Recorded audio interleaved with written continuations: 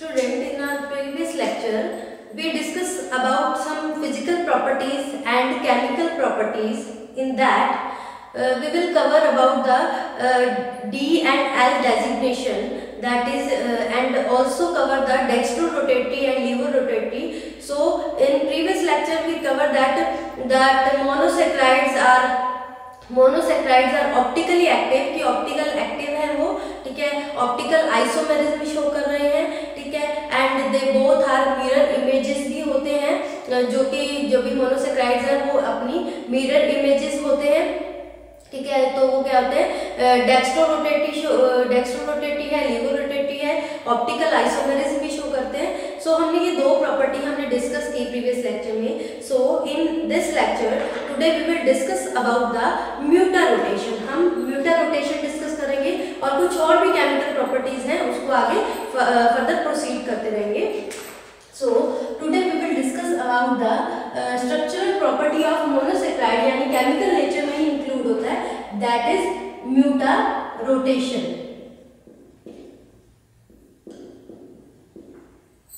हम mutarotation cover करेंगे। First of all we have to understand the cyclic structure of monosaccharide. To understand the muta rotation, first of all we have to understand, हमें अपना cyclic structure के बारे में पता होना चाहिए कि ये cyclic structure कैसे बनाता है। So first of all I will draw the structure of D-glucose का स्ट्रक्चर ड्रॉ करूंगी, ठीक है। Then I will explain how the cyclic structure formed from the branched structure, जो मतलब कि कार्बन चेन का जो स्ट्रक्चर है उससे साइक्लिक स्ट्रक्चर कैसे बनता है, उसको अंडरस्टैंड करने के लिए सबसे पहले डी ग्लूकोज का स्ट्रक्चर बनाएंगे। And this is the structure of D glucose.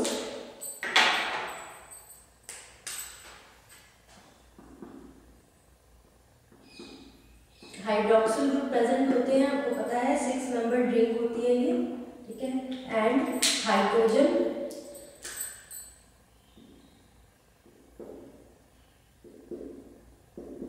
This is the structure of D glucose.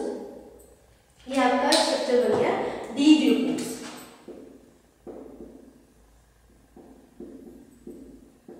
So to understand the mutarotation, सबसे पहले हमें ये पता होना चाहिए कि इसमें साइक्लिक स्ट्रक्चर, इस स्ट्रक्चर से हम साइक्लिक स्ट्रक्चर कैसे बना सकते हैं। So this form is stable, ये जो फॉर्म है ये stable Hemy acetal cyclic structure है between CHO and OH group, जो CHO ग्रुप है एंड OH ग्रुप, ठीक है। तो इसको समझने के लिए हम क्या करेंगे, एक मैकेनिज्म ऑफ रिएक्शन, इसका जो मैकेनिज्म है इस रिएक्शन का, क्योंकि इसी स्ट्रक्चर से साइक्लिक स्ट्रक्चर बनता है। कैसे बनता है, ये एक stable Hemy acetal cyclic structure बनाता है। हेमी एसिटल क्या होता है ये हम आगे कवर करेंगे कि हेमी एसिटल क्या होता है। तो इसमें क्या होता है, आपको पता है कि जो मोनोसेक्राइड है वो अल्डिहाइड भी कंटेन करते हैं। इसमें ऊपर जो फर्स्ट कार्बन होता है वहाँ पे अल्डिहाइड भी हो सकता है या फिर कीटोन भी हो सकता है। अगर अल्डिहाइड होता है मोनोसेक्राइड में then it will be aldoses, अगर कीटोनिक ग्रुप होता है then it will be ketoses. तो इसको समझने के लिए हम रिएक्शन देखेंगे। जैसे ये कार्बोनिल ग्रुप है, इसका मैकेनिज्म देखेंगे, ठीक है। This is the carbonyl group. अगर ये किसके साथ रिएक्ट कर रहा है, अल्कोहलिक ग्रुप के साथ,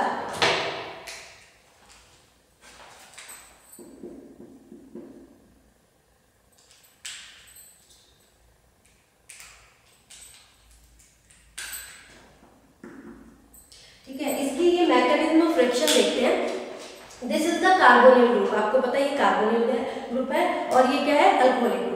both aldoses and ketoses contain the carbonyl group, चाहे एल्डोसिस है चाहे कीटोसिस है, दोनों के पास क्या है, कार्बोनिल ग्रुप है। When carbonyl group react with alcoholic group of particular monosaccharide, ठीक है, then reaction will be like this. अगर आप कह सकते हैं कि कार्बोनिल ग्रुप किसी भी मोनोसेक्राइड के अल्कोहलिक ग्रुप के साथ रिएक्ट कर रहा है, तो उसकी रिएक्शन किस तरह से होती है, इस तरह की रिएक्शन हो सकती है। इसमें क्या प्रोडक्ट बनेगा,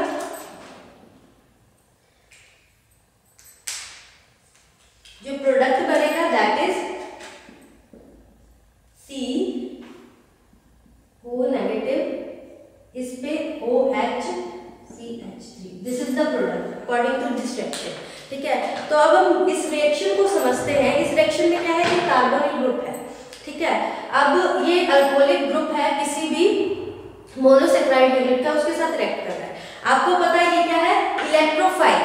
ठीक है, इसके ऊपर कौन सा चार्ज है, ये इलेक्ट्रोफाइल है, तो इसके ऊपर इलेक्ट्रोफाइल यानी इलेक्ट्रॉन लविंग।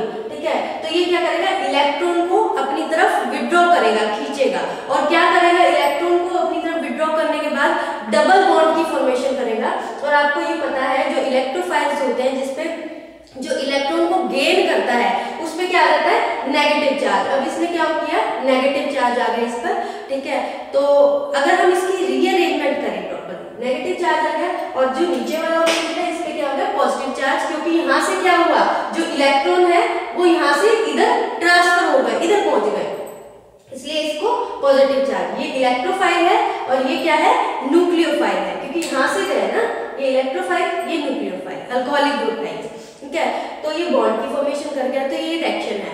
जब हम इसका रीअरेंजमेंट करते हैं, rearrangement takes place, the hydrogen will transfer to the upper oxygen. अगर हम इसमें रीअरेंजमेंट करते हैं तो इसमें भी जैसे रिएक्शन हो रही है, ये इसी की तरह है, ये वाला है इसके साथ रिएक्ट कर रहा है। ठीक है, इसका रीअरेंजमेंट करेंगे तो हाइड्रोजन क्या है, ऊपर वाले ऑक्सीजन पे ट्रांसफर हो जाएगा, ये ऊपर चला जाएगा। ठीक है, और ये क्या होता है, अल्टीमेटली जो ट्रांसफर होने के बाद जो ऑक्सीजन पे जो नेगेटिव चार्ज है, नेगेटिव, और ये जो पॉजिटिव चार्ज है, ये क्या हो जाएगा, न्यूट्रलाइज हो जाएगा प्रोडक्ट में, और एक स्टेबल स्ट्रक्चर की फॉर्मेशन होगी। तो आप देख सकते हैं इसमें किस तरह का प्रोडक्ट बनता है, इस तरह का ये रिएक्शन है, इस तरह का प्रोडक्ट बनेगा, क्योंकि ये ऊपर ट्रांसफर हो जाएगा।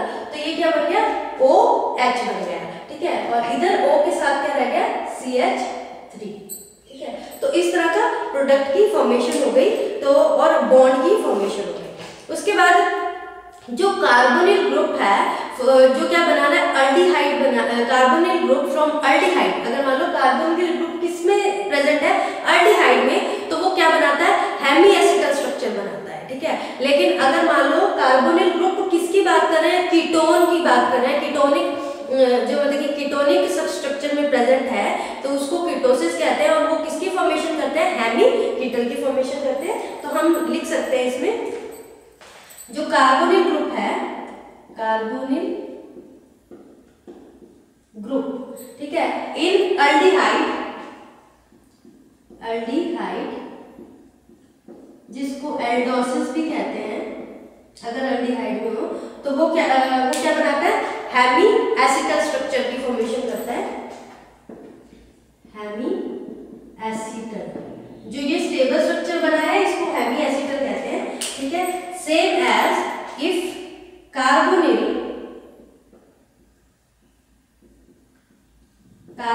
ग्रुप कीटोन का कार्बोनिल ग्रुप है, यानी कीटोसिस, तो वो कौन से स्ट्रक्चर की फॉर्मेशन करेगा, हेमी कीटल स्ट्रक्चर की।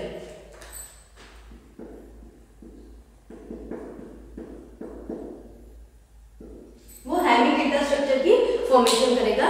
Now come to the structure of D glucose. अगर हम मैकेनिज्म ऑफ एक्शन देखना चाहें तो हम डी ग्लूकोज का स्ट्रक्चर के पास आते हैं।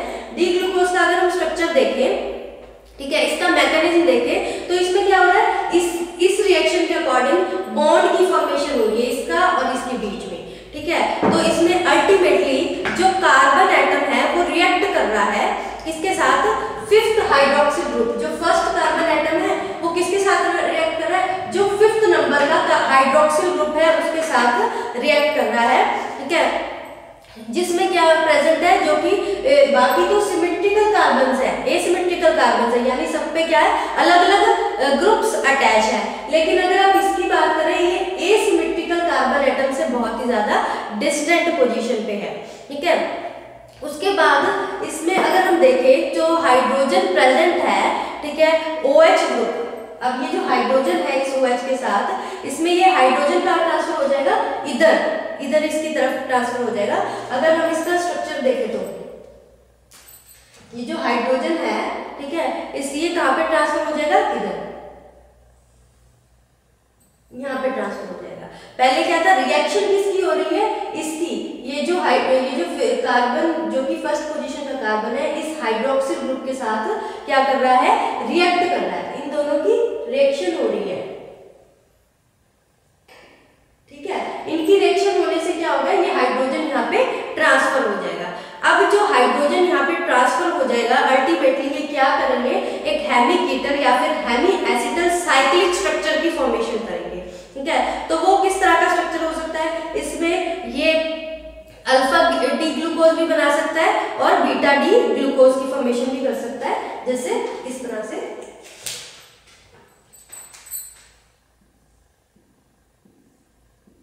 हम अल्फा डी और बीटा डी ग्लूकोज की स्ट्रक्चर बनाएंगे।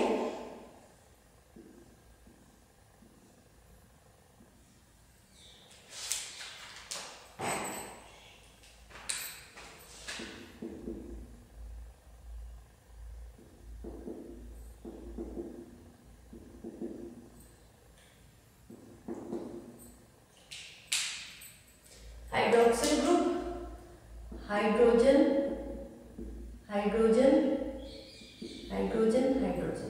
अब देखो इसमें क्या हो रहा है, जो O है, ठीक है, अब ये ट्रांसफर हो रहा है ना इधर, तो यहाँ पे ये जो O है ये किसके साथ अटैच हो जाएगा, ऊपर वाले कार्बन के साथ, क्योंकि हाइड्रोक्सिल ग्रुप तो ऊपर चला गया। ठीक है, ऊपर चला जाएगा तो यहाँ पे क्या आ जाएगा, हाइड्रोक्सिल ग्रुप ऊपर OH और इधर H, तो ये क्या बन गया, अल्फा डी ग्लूकोज।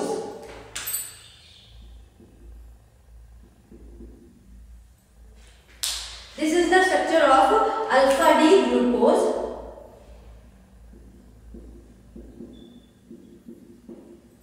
इसी तरह से जो स्ट्रक्चर बनता है हेमी एसिटल और हेमीकीटल, ठीक है, वो किस तरह का स्ट्रक्चर बनेगा,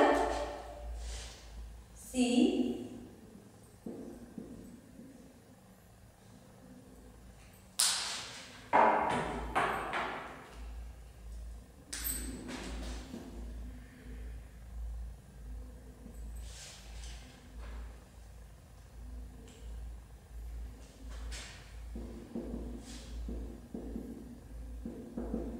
हाइड्रोक्सिल ग्रुप,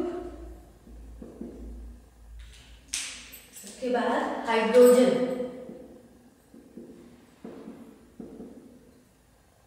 अब इसमें क्या होगा, इसमें जो ये अल्फा है और ये बीटा है, इसमें जो हाइड्रोक्सिल ग्रुप है वो किधर आ जाएगा, हाइड्रोक्सिल ग्रुप इधर शिफ्ट हो जाएगा इस पोजीशन पे, और हाइड्रोजन इधर शिफ्ट हो जाएगा।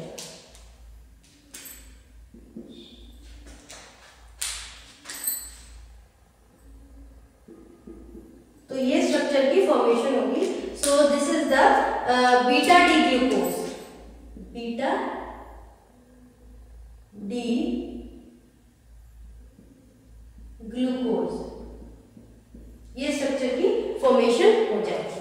So this is about the, पहले आपने देखा कि इसकी रिएक्शन समझनी जरूरी थी भी। इसमें कार्बोनिल ग्रुप आपको बताया था कि कार्बोनिल ग्रुप है, ये जो ऊपर वाला ग्रुप है, जब किसी भी अल्कोहलिक ग्रुप है जो मोनोसेक्राइड के अंदर प्रेजेंट है उसके साथ रिएक्ट करता है, तो इसमें क्या होता है, ये जो ऑक्सीजन है ये इलेक्ट्रोफाइल है, क्योंकि ये क्या करती है, इलेक्ट्रॉन्स को विड्रॉ कर लेती है और इस पे क्या डबल बॉन्ड की फॉर्मेशन करती है।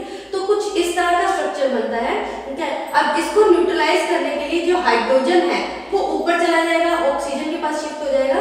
ठीक है, तो ये पॉजिटिव और नेगेटिव है, ये क्या है, न्यूट्रलाइज और एक स्टेबल स्ट्रक्चर बनाएंगे। अल्डिहाइड में बना रहे हैं कार्बोनिल ग्रुप, अगर अल्डिहाइड में प्रेजेंट है आयोडोसिस में, तो उसको हेमी एसिटल जो कि एक स्टेबल स्ट्रक्चर की फॉर्मेशन करेगा। अगर वो कार्बोनिल ग्रुप किसमें प्रेजेंट है, कीटोन में प्रेजेंट है, तो वो कीटोन मींस कीटोसिस में, तो वो एक स्टेबल स्ट्रक्चर बनाएगा। That stable structure is known as hemiketal. तो इसमें हमने देखा कि ये रिएक्शन जो फर्स्ट कार्बन था ये फिफ्थ कार्बन के साथ फिफ्थ कार्बन के हाइड्रोक्सिल ग्रुप के साथ रिएक्ट कर रहा है।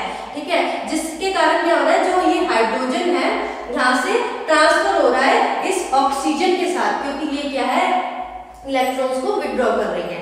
अर्लियर आपने देखा कि पहले क्या था, इसमें जो कार्बन था ये सिमेट्रिकल एसिमेट्रिकल नहीं था, क्योंकि इसमें चारों ग्रुप्स डिफरेंट नहीं थे।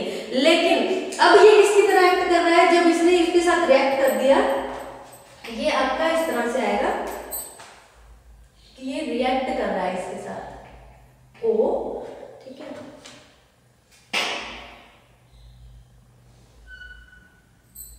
ये हो गया आपका अल्फा डी ग्लूकोज और ये हो गया बीटा डी ग्लूकोज। ये स्ट्रक्चर बना दिया। बस इनमें फर्क क्या है, क्या डिफरेंस है, अगर जो हाइड्रोक्सिल ग्रुप है राइट साइड पे प्रेजेंट है तो वो क्या होगा, अल्फा डी ग्लूकोज। अगर हाइड्रोक्सिल ग्रुप लेफ्ट साइड पे प्रेजेंट है, ऊपर आप देख सकते हो ये हाइड्रोक्सिल ग्रुप का है, राइट साइड पे है, तो ये अल्फा डी ग्लूकोज हो गया। अगर हाइड्रोक्सिल ग्रुप लेफ्ट साइड पे है तो ये बीटा डी ग्लूकोज हो गया, ठीक है। अब हम बात करें कि इसमें, अब इसके पास पहले तो ये जो ऊपर वाला जो कार्बन था ये एसिमेट्रिकल कार्बन नहीं था, लेकिन जब ये इसकी ट्रांसफॉर्मेशन हुई, ये रिएक्शन हुई, तो ये क्या कर रहा है, ये इस असिमेट्रिकल कार्बन में कन्वर्ट हो गया। तो हम इसको कह सकते हैं ये क्या बन गया, एनोमेरिक कार्बन एटम। तो ये जो कार्बन एटम्स हैं ये क्या है, एनोमेरिक है। ये दोनों कार्बन एटम्स क्या है, ये कार्बन एटम्स क्या है, एनोमेरिक, एनोमेरिक, ठीक है।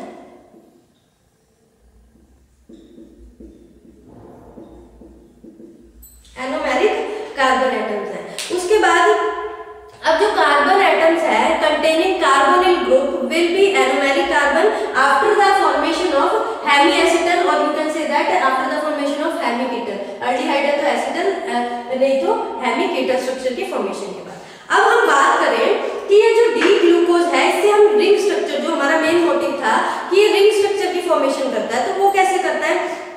अब डी ग्लूकोज है वो कन्वर्ट हो गया beta D, alpha D glucose में और बीटा डी ग्लूकोज में। अब हम इससे साइक्लिक स्ट्रक्चर कैसे बनाएंगे, तो इसमें क्या होता है, ये साइक्लिक स्ट्रक्चर दोनों ही both represent the cyclic structure, दोनों ही किसको रिप्रेजेंट करते हैं, साइक्लिक स्ट्रक्चर को, ठीक है। जैसे इसमें क्या होता है, ये पेंटोज रिंग होती है विद ऑक्सीजन, ठीक है। ये पेंटोज रिंग है ऑक्सीजन के साथ,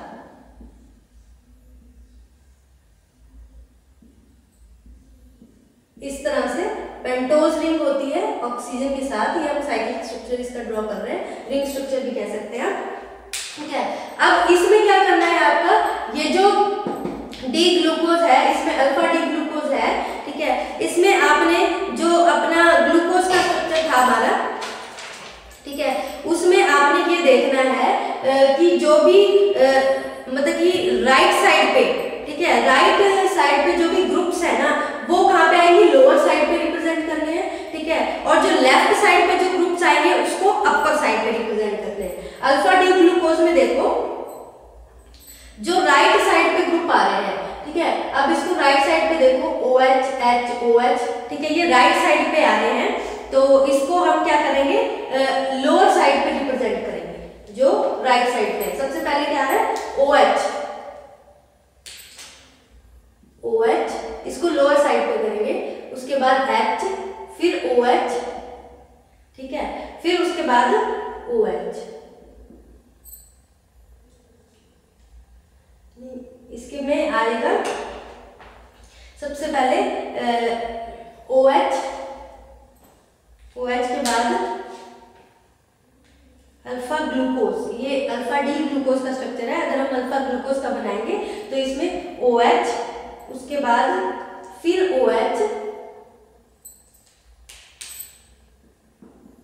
फिर H, फिर OH, ठीक है। तो ये स्ट्रक्चर बन गया। उसके बाद यहाँ पे हाइड्रोजन हाइड्रोजन हाइड्रोजन हाइड्रोजन, और CH2OH हमेशा ऊपर वाली साइड पे, अपर साइड पे लगता है CH2OH, ठीक है, और यहाँ पर H लगेगा हाइड्रोजन, ठीक है। लेकिन अब हम बीटा ग्लूकोज की बात करें, बीटा ग्लूकोज में कैसे आएगा, जो H है H H H H, ठीक है, and then OH,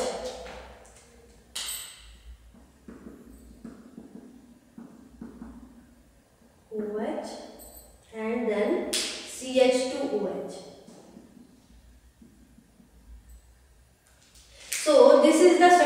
of alpha glucose and this is the structure of beta glucose. ठीक है, तो ये अल्फा और बीटा ग्लूकोज का स्ट्रक्चर बन गया।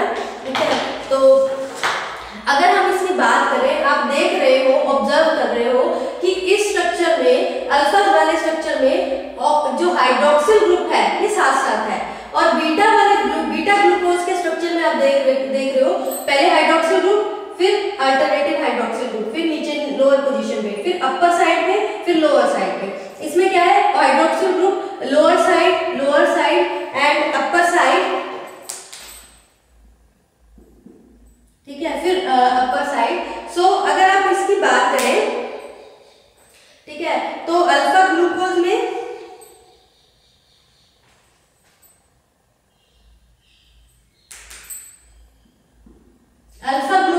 और बीटा ग्लूकोज में, ठीक है, इसका कंपैरिजन करें तो आप देख सकते हो कि इसमें जो बल्कि ग्रुप है, हाइड्रोक्सिल ग्रुप, ये साथ ही साथ है, तो इसमें क्या होगा, जो रिपल्शन है, ठीक है, इसमें रिपल्शन रहेगी क्योंकि ये बल्कि ग्रुप इकट्ठे हैं।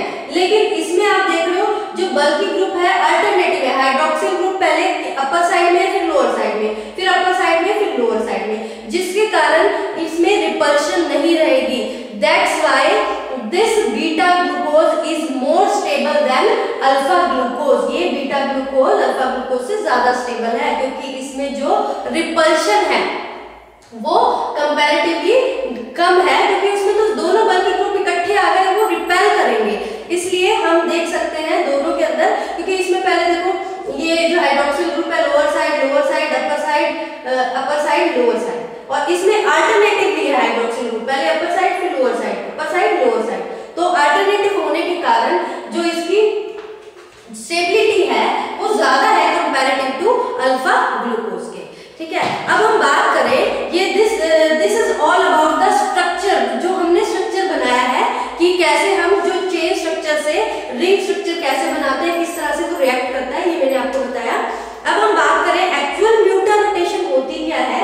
म्यूटर रोटेशन क्या होती है, जब कोई भी डी ग्लूकोज, चाहे वो अल्फा डी ग्लूकोज है या बीटा डी ग्लूकोज है, उसको वाटर में हम डिसॉल्व करते हैं, देन उसका कुछ पार्ट किसमें कन्वर्ट हो जाता है, उसका अगर अल्फा डी ग्लूकोज है तो वो बीटा डी ग्लूकोज में कन्वर्ट हो जाएगा। क्यों? Through a cyclic structure of D glucose, then it will achieve the equilibrium. वो किसमें आ जाएगा, इक्विलिब्रियम में आ जाएगा। ऐसे ही सेम है, जब हम बीटा डी ग्लूकोज को डिसॉल्व करते हैं किसमें, वाटर में, then some part of beta D glucose get converted into alpha D glucose through a cyclic structure of D glucose, then it will attain or achieve the equilibrium। ठीक है, तो जो इसमें पार्ट होता है, जब ये कन्वर्जन हो रही है अल्फा डी ग्लूकोज और बीटा डी ग्लूकोज में, ठीक है, तो उसमें ये कितना होता है, 36% होता है, और ये कितना होता है, 64% होता है, और जो ग्लूकोज होता है वो बहुत ही कम अमाउंट में होता है, दैट इज 0.03%। यानी जब वो कन्वर्जन होती है डी ग्लूकोज की रिंग स्ट्रक्चर के अंदर, तब उसमें 36% अल्फा डी ग्लूकोज होता है और 64% बीटा डी ग्लूकोज होता है। ये भी आपको बताया क्यों, इसकी परसेंटेज ज्यादा क्यों होती है, क्योंकि this structure is more stable, क्योंकि ये वाला स्ट्रक्चर क्या है, बीटा डी ग्लूकोज का, ये ज्यादा स्टेबल है as comparative to alpha D glucose के कंपैरेटिवली ज्यादा स्टेबल है, क्योंकि इसमें जो हाइड्रोक्सिल ग्रुप है वो अल्टरनेटिव पोजीशन में है, जिसके कारण रिपल्शन नहीं होती और ये ज्यादा स्टेबल स्ट्रक्चर की फॉर्मेशन करता है। ठीक है, अगर हम बात करें तो specific rotation of alpha glucose, इसकी स्पेसिफिक रोटेशन कितनी होती है, स्पेसिफिक रोटेशन, इसकी स्पेसिफिक रोटेशन होती है 112 डिग्री। ठीक है, और अगर बात करें बीटा डी ग्लूकोज की, तो इसकी स्पेसिफिक रोटेशन होती है 18.7 डिग्री, इसकी स्पेसिफिक रोटेशन होती है। और जब ये इक्विलिब्रियम अटेन करते हैं तो इसकी एट इक्विलिब्रियम, तो इसकी स्पेसिफिक रोटेशन कितनी हो जाती है, 52.4 degree, which is a constant, जो क्या है, एक तरह का कांस्टेंट है। So due to stability of beta D glucose, ये ज्यादा स्टेबल है, तो इसमें क्या होता है, हायर परसेंटेज, आपको बताया ना, इसकी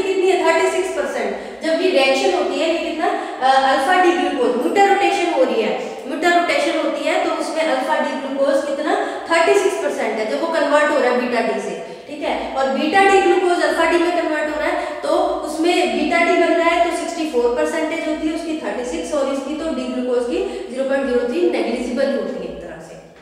इसकी हायर परसेंटेज होती है क्योंकि ये स्ट्रक्चर मोर स्टेबल है as comparative to alpha glucose के कंपैरेटिवली। सो जो म्यूटा रोटेशन है, म्यूटा रोटेशन किस स्ट्रक्चर में फॉर्म होता है, साइक्लिक कंपाउंड में, इसलिए आपको ये साइक्लिक और रिंग स्ट्रक्चर पहले करवाया है so that you can easily understand the concept of mutarotation which is a chemical property, जो क्या है केमिकल प्रॉपर्टी है of monosaccharides. So this is all about the muta rotation.